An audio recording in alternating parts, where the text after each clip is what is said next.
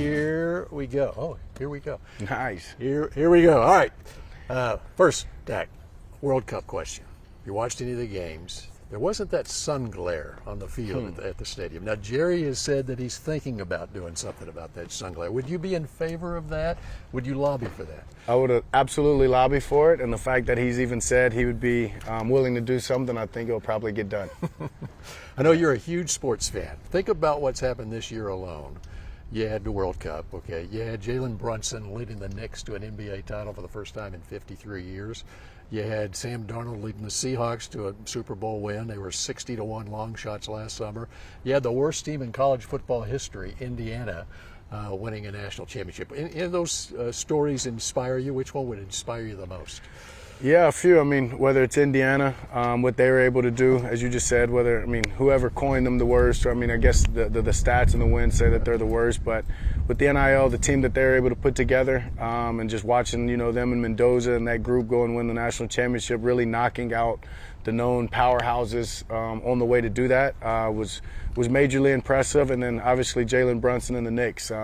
Years of not being there, the same pressure, the same things that sit amongst our organization to go and get it done on a very dominating performance throughout the playoffs. But then, to dominate the championship games, even though they all came down to the last, seconds or minutes of the game, are all impressive things that stick with me. So can you imagine the Cowboys breaking this 30-year drought this year? Absolutely. Yeah. What is it that you're 33 now, 10 years into the league? What is it? You seem to be as driven as ever, as confident as ever that this might be the year that you break through. Yeah, it's not just about me. It's about what the organization has done. It's about Coach Schottenheimer and the energy that he brings to this team, and what him and Jerry and Will McClay have done, and the personnel and the players and the men that they've brought over to this team. A lot of people have taken leadership things and things off my plate to allow me to think about playing quarterback and playing to the absolute best I can be. And just as you get older in this position, when you're doing things the right way, you feel like you're better and the best ball's ahead of you. And I naturally feel that way about this season. So why could this be the greatest offense there is? Yeah, we had numbers last year that, in this category, that category were the top of the chain. But I think anytime that you have the opportunity to return 11 starters and then go into year two in an offense that was really good the year before, there's a name and there's a standard that you want to withhold. And, that's what the GOTI means. It's just that's our standard that we're going for. And it's not just being the best passing offense or the best third down team or the best red zone team. It's about being the best all the way around. And really, the numbers may not say exactly that with the end of the season, but the complementary factor has to be there. And, we have to score in every opportunity and give our big leg Brandon some rest here and there. All right, with all the changes on defense, from the coaches to the personnel as well, why could this be the greatest defensive turnaround there is? Yeah, simply when you just bring in a different coordinator and a guy of his nature, of just the way that he is professionally, the way that you can just tell brings guys together, the communication.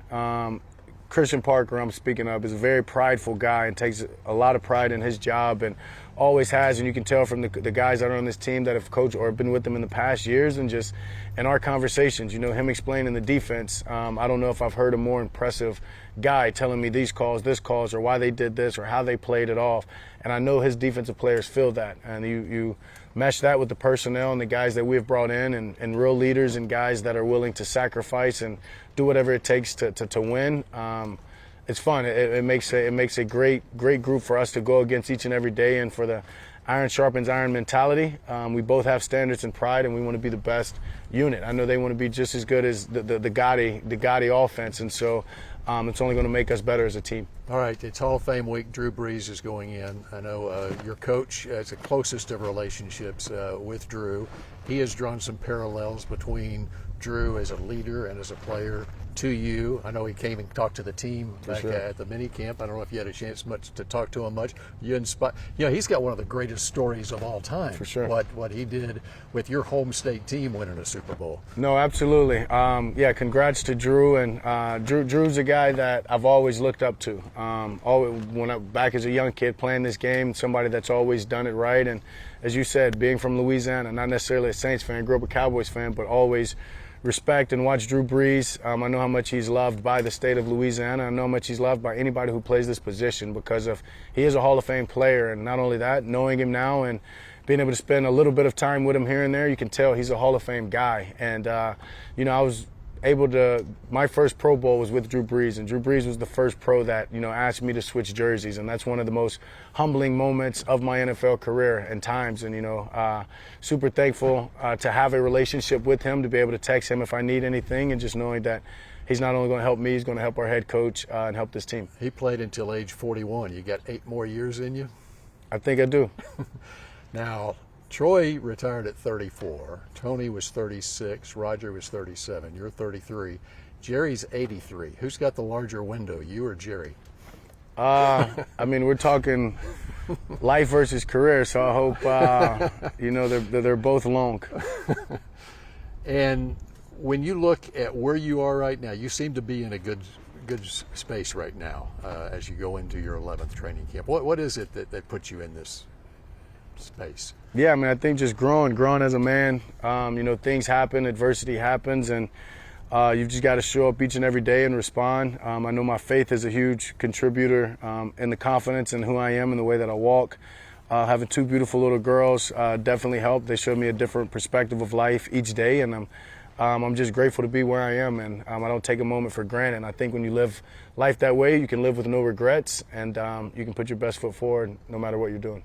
Thanks, Dak. Appreciate you, of course.